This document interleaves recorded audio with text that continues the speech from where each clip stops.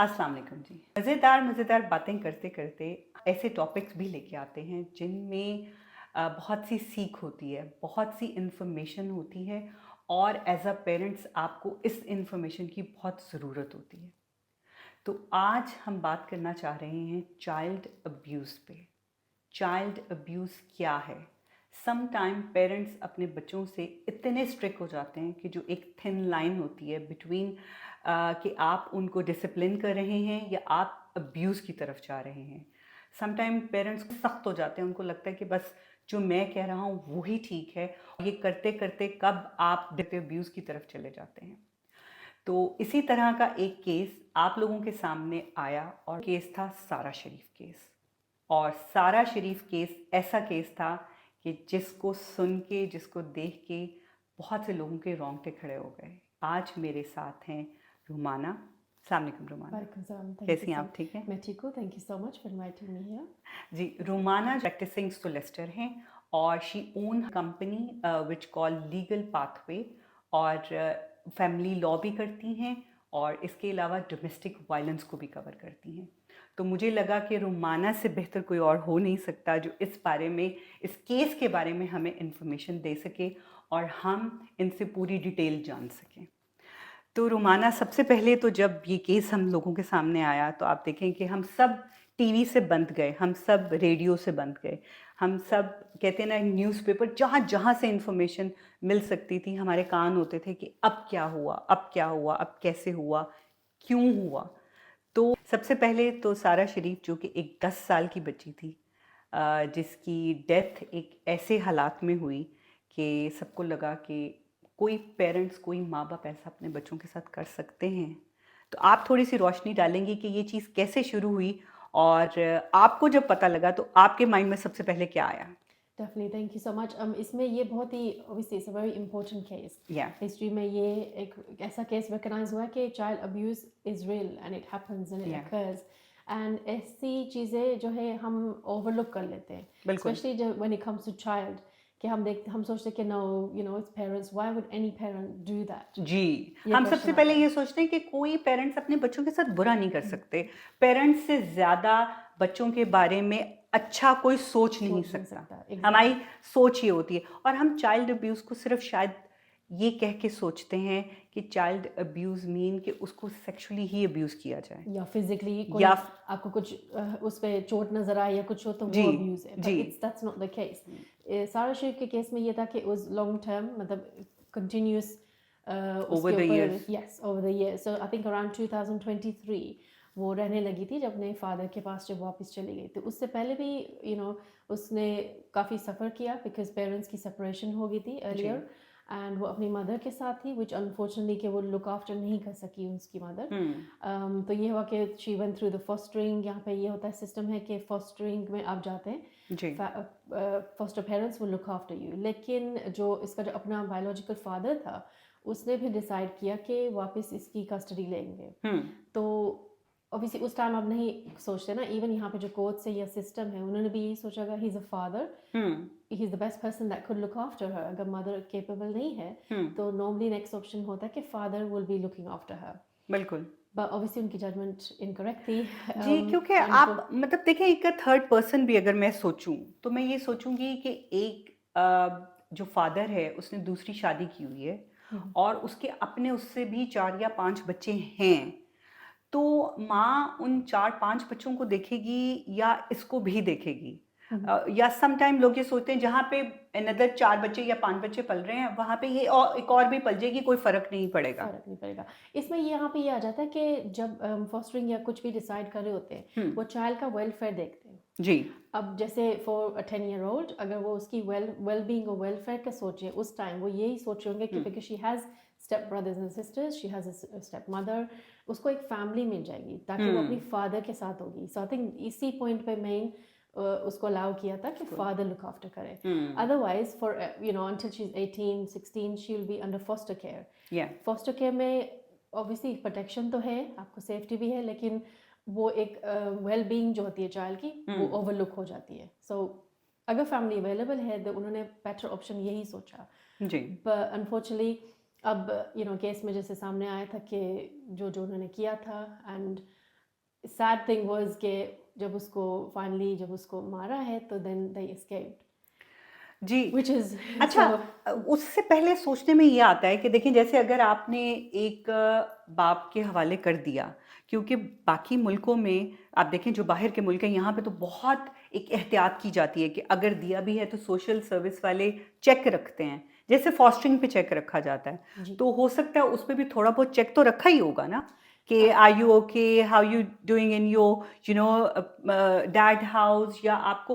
और समटाइम ये भी होता है कि अगर आपको खुदा ना खास्ता थोड़ा सा भी कहीं कोई चोट का निशान हो, इवन स्कूल वाले अगर देख लें, हम्म, तो वो स्कूल वाले जो होते हैं वो फौरन खड़े हो जाते हैं, पूछ लेते हैं, बुला लेते हैं कि बच्चे को ये चोट कैसे लगी।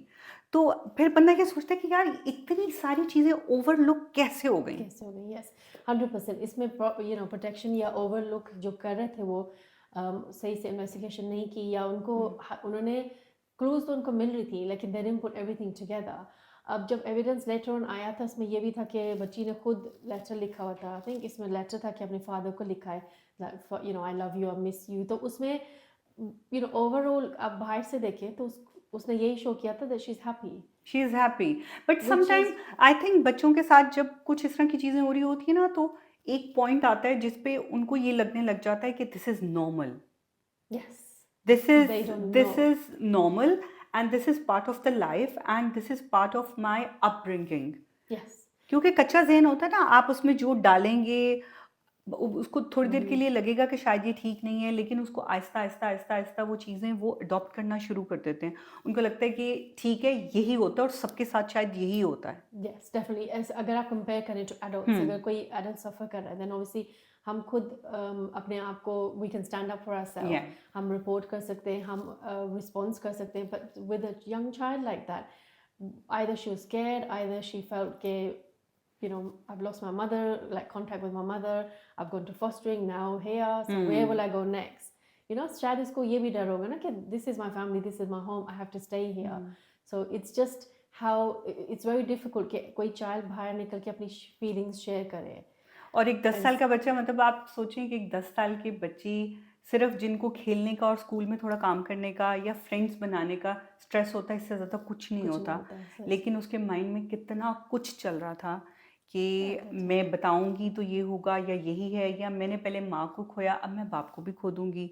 मतलब एक छोटे बच्चे के लिए it's too much. Too much to yes, and which is sad because they can't express themselves and they या don't know कि this is not normal। उनको help मिल सकती है कि नहीं मिल सकती। even maybe teachers के साथ कभी होता है ना at an older age like teenage you share it with friends, या आप शेयर कर लेते हैं। but with that age it's difficult कि आप किसी से भी शेयर करें। maybe उसको खुद explain करना भी नहीं आया होगा ना एक्सप्लेन कैसे। करना नहीं आया। हाँ, होता है ना, एक कुछ बच्चे होते हैं जैसे आप कुछ अच्छा पहने हो तो देखो टीचर मैंने आज ये पहना अच्छा लग रहा है, they like to share they something or they express want to करते शेयर, हैं। They want to express.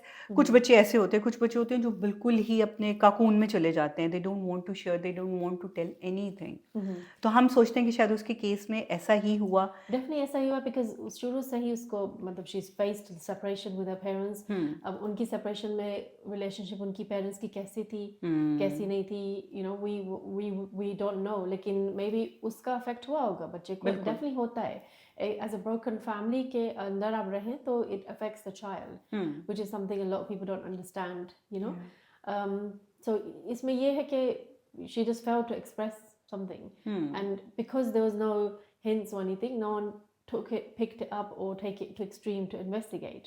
Yeah. It's quite sad because normally in general होते बच्चे जैसे खेल रहे हैं वो चोट लग गई उनको and you take them hospital, वहाँ से भी काफी जल्दी पिक अप किया जाता है। बिल्कुल बिल्कुल। and it's just genuine, it's a accident in the play area होते or हैं, something हाँ। होते हैं but parents पे इतना वो strict हो जाते हैं। and sometimes हमने ये भी ऐसे केसेस देखे कि more than once चोट लगी है बच्चे को जी and they have to take them to hospital otherwise बिल्कुल। obviously उनको treatment चाहिए, they've hurt their ankle or leg or something, they will investigate from there and then बिल्कुल parents को के लिए इतना difficult होता है। डिफिकल्ट। कुछ बच्चे शरारती होते हैं ना, मतलब वो Boys इधर गिर जैसे गए होते उधर हैं गिर गए, ये हो गया वो हो गया, कुछ बच्चे होते शरारती हैं। yeah and स्कूल में तो लगती रहती है चोट, आप obviously होता है बिल्कुल। ऐसे। तो ऐसे भी हमने केसेस किए कि we are trying to explain the parents side of things कि बच्चे ने खुद ऐसे किया, it's general। अभी इतना वो एक्सट्रीम चले जाते हैं कि घर में आके आपका फर्नीचर कैसा आपने रखा हुआ है वो भी जी देखते वो हैं। भी देखते हैं, वो भी वो देखते सारा हैं। पूरी असेसमेंट करते हैं, हम्म। बाथरूम में कैसा है, बेडरूम इनका कैसा है, इनको कहाँ पे सुलाते हैं। They go into that level and level. It's sad कि दूसरी तरफ से अगर आप देखें इन सारा शरीफ का केस के एंड पे ये सारी ये चीज़ें चीज़ें उनके सब सामने उसके आती हैं। जाने के बाद हो रही हैं चीज़ें। तो अब इसमें मेन कल्प्रिट कौन था? मतलब लाइक जैसे जब सबसे पहले जो अब देखिए सबसे पहली न्यूज़ क्या आई थी? सबसे पहली न्यूज़ ये आई थी कि एक बाप ने पाकिस्तान से फ़ोन किया पुलिस को और उसने कहा है कि मैं लीगल पनिश कर रहा था अपनी बेटी को जिसमें मेरी बेटी मर गई और मैं उस वक़्त डर गया और वो घर में बिस्तर पे she is laying down. We don't know what happened जी। to her. और मैंने डोर खुला छोड़ दिया, आप जाके मेरी बच्ची को रिकवर कर लें। That was like the first statement which he have given. और उसमें कुछ समझ नहीं आई थी कि क्या हुआ। और देखें आप जब सोचते हैं ना कि सुतेली माँ और बहन भाई, तो सबसे पहले होता है शायद माँ ने कुछ किया होगा, शायद उसने कुछ किया है, बाप को कुछ पता नहीं है, यू नो जिस तरह से वो रो रो के बात कर रहा है। मतलब हर बंदा डिफरेंटली सोचता है। मैं ये सोच रही थी कि शायद उसने कुछ किया है और सब कुछ फिर वहाँ से सब कुछ चला। सबको लग रहा था पाकिस्तान चल गए हैं, अब वापस कैसे आएंगे, वापस कैसे आएंगे, किस Yes, तरह which से is उनको लाएंगे, वो तो चले गए और वो यही सोच के गए होंगे कि वो यहाँ की जुरिस्डिक्शन उनको वापस नहीं ले जा हाँ सकती। अब वो वापस नहीं जा सकते और व्हाट हैपन इज हैपन और अब कुछ नहीं होगा। उनको यही लगा ना कि वो प्रोटेक्टेड हैं if they go abroad, but obviously यहाँ पे इंसिडेंट तो यहाँ पे हुआ है एंड बट वो रहने वाले भी यहाँ ही के थे, so they had to take legal action to obviously बिल्कुल प्रोसेस द बिल्कुल केस। बिल्कुल। तो उनको वापस यहाँ पे लेकर आके फिर उनको अरेस्ट किया गया। अब ये भी हम जब केस ये चल रहा था ये भी थिंकिंग थी कि what was the father going through, बिल्कुल। कि was his mental health stable कि उसने ऐसे किया है। दूसरी साइड पे भी आप देखें ना कि उसमें what was he thinking that he was treating her like this? If he was saying like using the word legally punish में कर रहा था उसको, he is confirming that इसने कुछ किया है, उसको punish किया है, like हाँ। मारा है, वो डांटा है उसको। So what was his reasoning for that? And he was not able to explain, बिल्कुल। जब ट्रायल हुई है तो he was not able to explain the details of why he was doing that, because sometimes लोग defensive वैसे सोचते ना कि I wasn't mentally stable, I was going through this, but उनके पास कोई नहीं था। So इसी लाइन पे और कैसे कुछ फिर हमें ये भी लगा कि शायद वो बीवी को बचा रहा है क्योंकि बीच में ये भी आया था कि मैं घर पे ही नहीं था जब उसके साथ ये सब कुछ हुआ है, मैं काम पे था, मुझे कॉल आई कि शी इज़ नॉट मूविंग। तो मैं घर जब वापस आया और मैंने एम्बुलेंस को कॉल करने की कोशिश की तो मेरी बीवी ने कहा कि इसकी सांस नहीं चल रही, पिछले 4-5 घंटे से ये ऐसे है। जी।